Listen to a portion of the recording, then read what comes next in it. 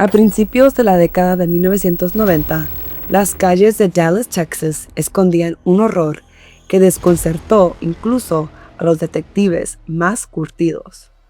Las mujeres estaban siendo asesinadas, pero no era solo la violencia de los crímenes lo que helaba la sangre de los investigadores. Era lo que el asesino se llevaba consigo después. Los ojos de sus víctimas, no arrancadas en un acto de furia, no destruidos por brutalidad caótica, sino removidos con precisión. En el centro de aquella pesadilla aparecía un hombre que a simple vista no encajaba con la imagen de un depredador. Era un vecino callado, un artista talentoso, un hombre que parecía completamente ordinario. Su nombre era Charles Albright, y con el tiempo algunos llegarían a llamarlo el asesino de los ojos.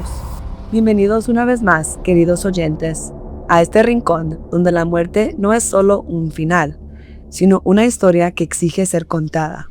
Aquí recordamos a las almas que fueron arrancadas de este mundo demasiado pronto y observamos de cerca a los monstruos que las empujaron hacia su destino. Soy su anfitriona, la Reina de la Muerte. Para entender por qué su nombre quedó ligado a uno de los casos más perturbadores de Texas, hay que regresar al principio. Charles Albright nació en 1933 en Texas. Desde afuera, su infancia podía parecer estable, incluso prometedora. Su madre, profesora de primaria, era una figura exigente, obsesionada con el rendimiento y el éxito. Bajo esa presión, Albright sobresalió. Era inteligente, disciplinado, artístico, aprendía rápido, destacaba, incluso llegó a saltarse grados escolares. Parecía el tipo de niño destinado a un futuro brillante. Pero no todas las sombras se ven desde afuera. Bajo esa imagen de joven aplicado, había señales extrañas. Una de las más inquietantes era su aparente fascinación por la taxidermia, el arte de preservar animales muertos. No se trataba solo de curiosidad. Según algunos relatos, Albright practicaba con precisión la extracción de los ojos de animales. En aquel momento pudo haber parecido un interés macabro, uno de esos hábitos raros que la gente recuerda con incomodidad años después. Pero con el tiempo, esa obsesión adquiriría un significado mucho más oscuro, porque a veces lo que parece una rareza en la infancia termina siendo el ensayo silencioso de algo monstruoso. Ya de adulto, Charles Albright construyó una vida que por afuera seguía pareciendo normal. En algún momento incluso estudió premedicina, un detalle que más tarde resultaría especialmente perturbador. Pero bajo esa apariencia funcional, su vida también estaba marcada por el delito. Más adelante enfrentó cargos graves relacionados con el asalto sexual de una niñera adolescente.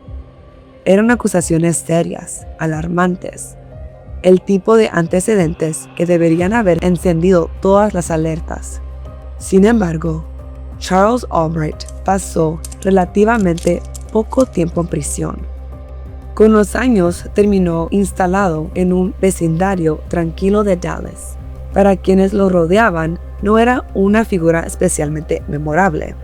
Parecía reservado, incluso amable en ocasiones. El tipo de hombre que nadie imagina en el centro de una investigación monstruosa. Y quizás ahí radicaba el verdadero peligro, en lo poco amenazante que parecía, en lo bien que encajaba entre todos los demás. El 13 de diciembre de 1990, una mujer llamada Shirley Williams fue encontrada asesinada en un callejón de Dallas. Shirley era trabajadora sexual, y al principio su muerte pudo parecer una tragedia más dentro de un patrón dolorosamente conocido. Una mujer vulnerable alcanzada por la violencia de una ciudad que no siempre protegía a quienes vivían en sus márgenes. Pero la autopsia transformó el caso en algo mucho más aterrador. El forense descubrió que ambos ojos habían sido removidos de manera quirúrgica. No fue un acto torpe, no fue mutilación al azar, no fue simplemente crueldad, fue precisión.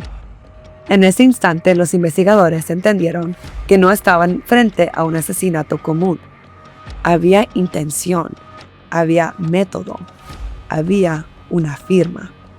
Y sobre todo, había algo profundamente perturbador en la calma que ese detalle sugería. Quien hubiera hecho eso no solo había matado, había permanecido el tiempo suficiente con el cuerpo para completar un acto deliberado, un acto ritual.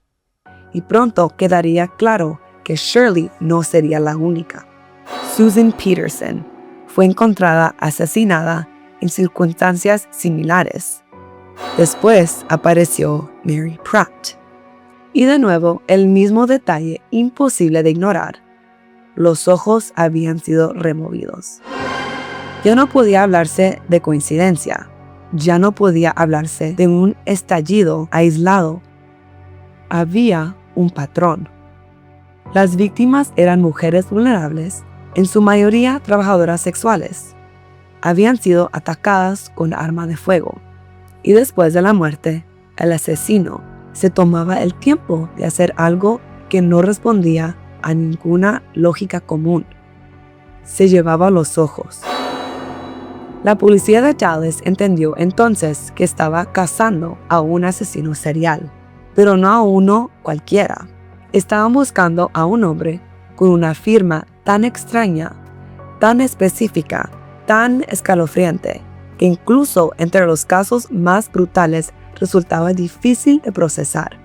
No solo perseguían a alguien violento, perseguían a alguien obsesionado.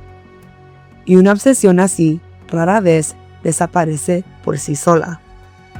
Los detectives comenzaron a reconstruir las últimas horas de las víctimas. Recorrieron zonas donde solían trabajar. Entrevistaron a mujeres que frecuentaban las mismas calles. Poco a poco, una figura comenzó a emerger. Algunos testigos describieron a un hombre que se acercaba a trabajadoras sexuales en una camioneta. No parecía particularmente agresivo al principio. No daba impresión de ser un depredador visible, y precisamente por eso podía acercarse. Una mujer logró escapar de un encuentro con ese hombre. Más tarde lo identificaría. Era Charles Albright. A partir de ese momento, los detectives comenzaron a observarlo de cerca. Vigilaron sus movimientos, estudiaron su rutina, y cuando finalmente registraron su casa, encontraron elementos que volvieron la sospecha mucho más sólida. Había fibras relacionadas con las víctimas. Había armas. Había objetos que apuntaban a una conducta meticulosa, planificada. No era el caos de un hombre que actuaba por impulso.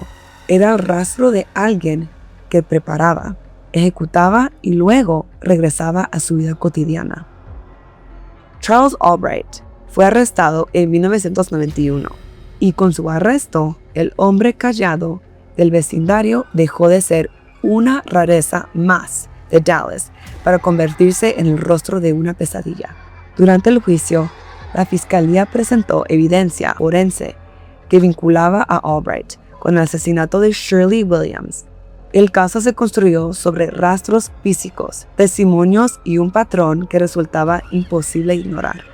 Pero incluso entonces había algo que seguía envolviendo todo en una niebla inquietante. Los ojos desaparecidos nunca fueron recuperados. Nunca se supo con certeza qué hizo Charles Albright con ellos. Nunca apareció un escondite. Nunca hubo una respuesta que pudiera cerrar del todo el horror. Esa ausencia alimentó todavía más el misterio, porque resolver un crimen no siempre significa comprenderlo. A veces, incluso cuando el principal sospechoso está sentado frente al tribunal, sigue habiendo preguntas que nadie puede responder. El jurado finalmente condenó a Charles Albright por el asesinato de Shirley Williams. Fue sentenciado a cadena perpetua. Así, la justicia logró encerrar a un hombre, pero no logró disipar por completo la oscuridad que lo rodeaba. Charles Albright pasó años negándolo todo. Hasta el final de su vida insistió en que era inocente.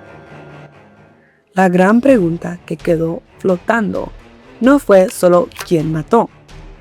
Para muchos, la pregunta más inquietante siempre fue otra. ¿Por qué los ojos? ¿Por qué esa parte del cuerpo? Algunos investigadores creyeron que todo se conectaba con su antigua fascinación por la taxidermia, con aquella práctica de extraer ojos de animales cuando era joven. Y quizás ahí reside el verdadero espanto de esta historia, no solo en los asesinatos, sino en el hecho de que incluso cuando creemos haber encontrado al monstruo, sigue habiendo una parte de él que permanece cerrada para siempre.